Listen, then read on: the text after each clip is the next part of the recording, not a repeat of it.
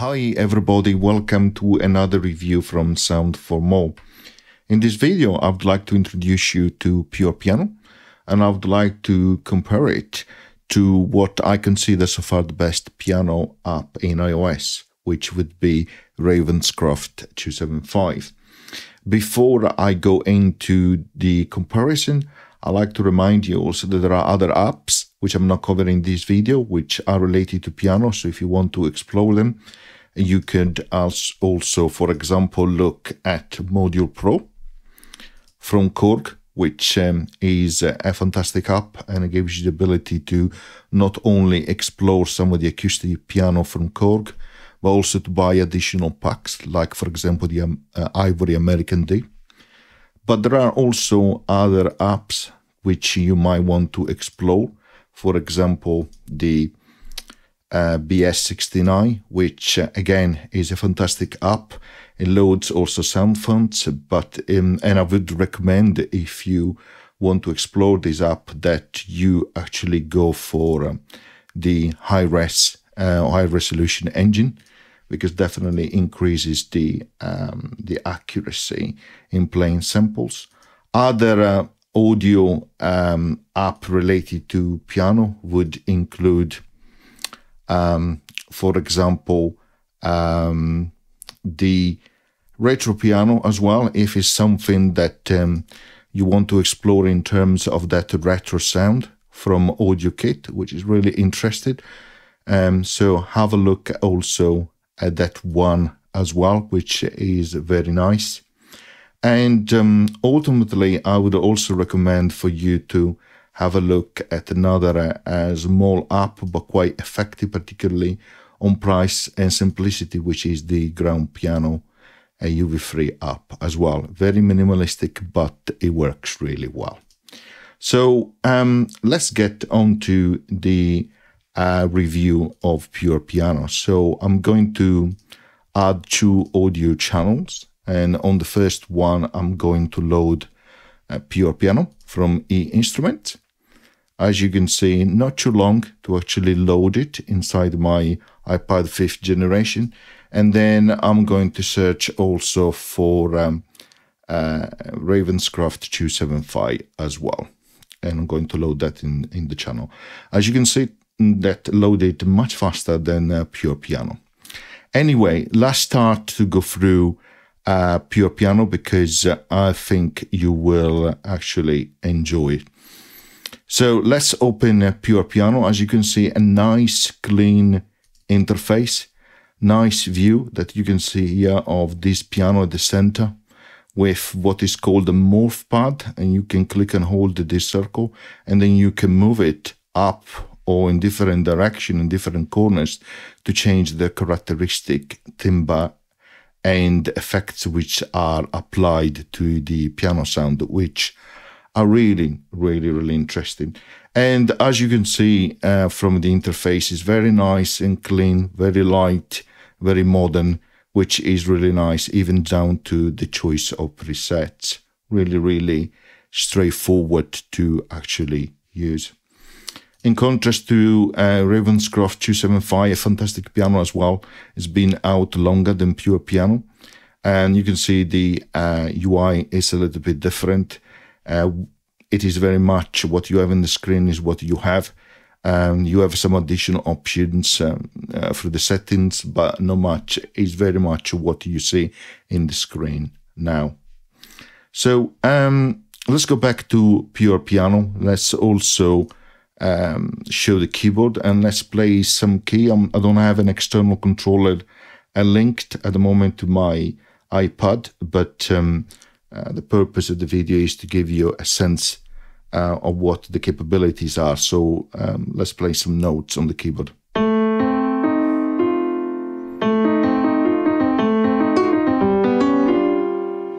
So it has a very unique sound, very pure.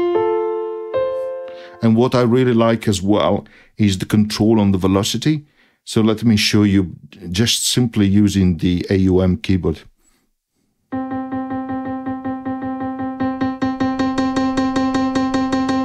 The control actually on the curve in velocity, and the control on the velocity is actually quite unique to a pure piano.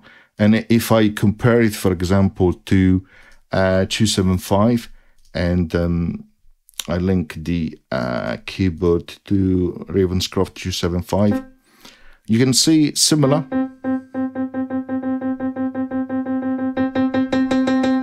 But for me, there's something more accurate in the way that actually pure piano responds to velocity. And so, and therefore, the way that it is being sampled. And hopefully what is coming through as well is the timbre, which is quite different, the quality, the studio quality. I think Ravenscroft is quite a little bit more aggressive than, for example, a pure piano.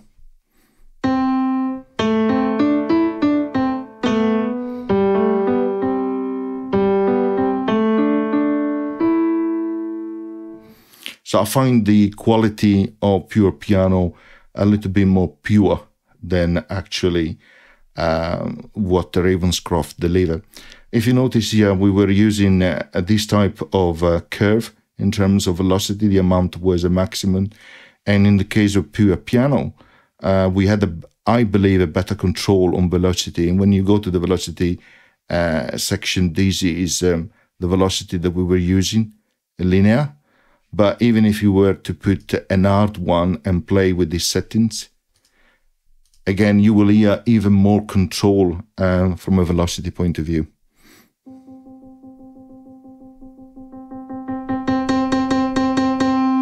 So I really, really like very much how pure piano response to velocity is quite unique. So, something that I really like as well, it has this Morph Pad, which you can see here when you select this tab, which is the default tab when you open the first time. And this circle is positioned in the middle, which is selecting the pure setting for the piano, which is what we played so far. But you could move down to have a more intimate settings. Really nice, very, very sweet as well as a sound. You can move to a more percussive sound. And you can hear how it cuts particularly the tail of the sound, which is really good, really effective. You can have a more bright sound.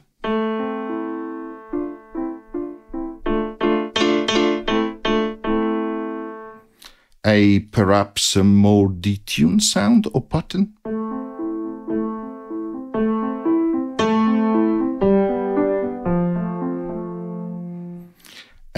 Or a more cinematic version.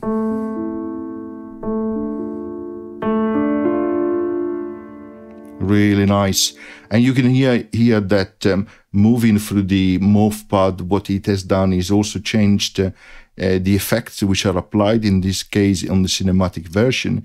If you go down to effects, here on the reverb, you can see the timing as actually moved here horizontally. So this is the symbol which determines the time for your reverb. So you can hear that straight away in the cinematic preset. Let's move to another one, the reverse, if you want to play the piano in reverse. Or if you want to have a more pad-like sound using your piano. If, of course, that is what you would like to use. Or a mellow piano.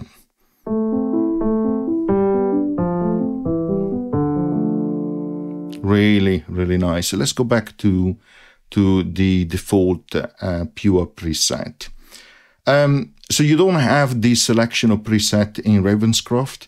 What you have is a selection of classic, concert, pop, old jazz, etc., down to electric and so on. You can create your own preset as well, which is really nice. And similar on pure piano, if you click down here, you have the ability to select through the preset, which I just showed you, moving from using the Morph Pad, or you can create your also use a preset and record them.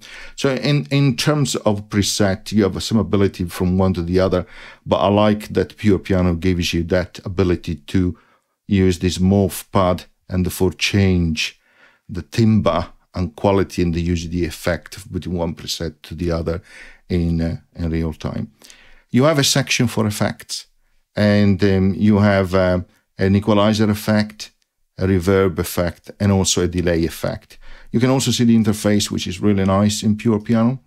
In Ravenscroft 275, you have an equalizer where you can choose high, mid, and low in terms of decibel and gain. You can change also the quality of the timbre, which is really nice. That helps. You have a reverb, and you have control for the velocity. Now, from a reverb perspective, you have selections like decay, size, and max.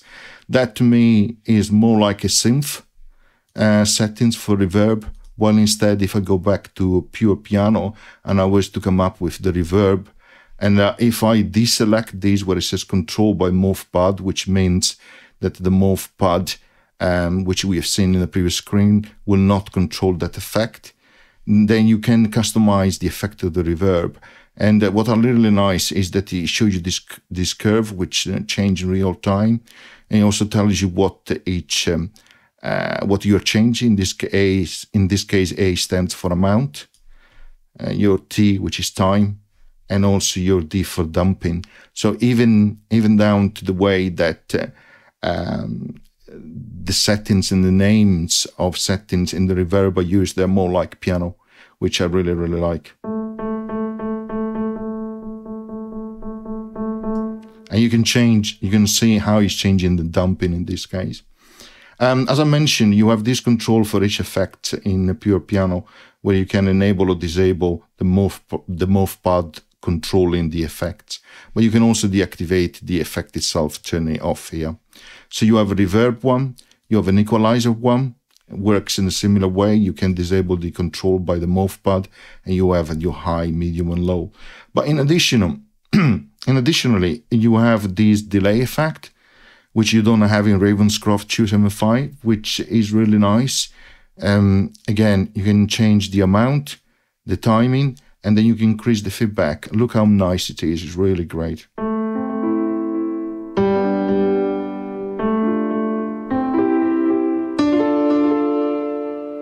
So you can create some really nice cinematics effects.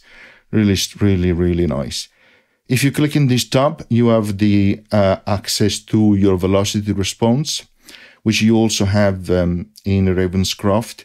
Here you can choose between linear, a softer velocity setting, which will enable you to quickly use louder sounds. It will be easier to play louder sounds, or a hard response, which is the opposite of soft. So it will be more difficult to play louder sounds, or a fixed velocity. And again, you can also change your own in terms of curvature, which is really, really nice. You can also actually do that in Ravenscroft. You can change the curvature here. You click and hold as well. And you also have amount here of velocity which are applied. So it's okay, but the Pure Piano gives you more settings. Something else I really also like is the ability to change the master tuning in Pure Piano, transpose it up and down by semitones, and also changing your musical tuning in terms of how that is spread around the keyboard. So you can have this stretch effect, or you can equalize it as well.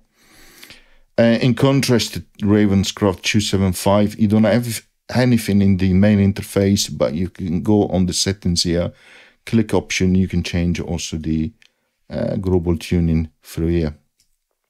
You also see only one additional settings here on Ravenscroft 275, which is the polyphony amount.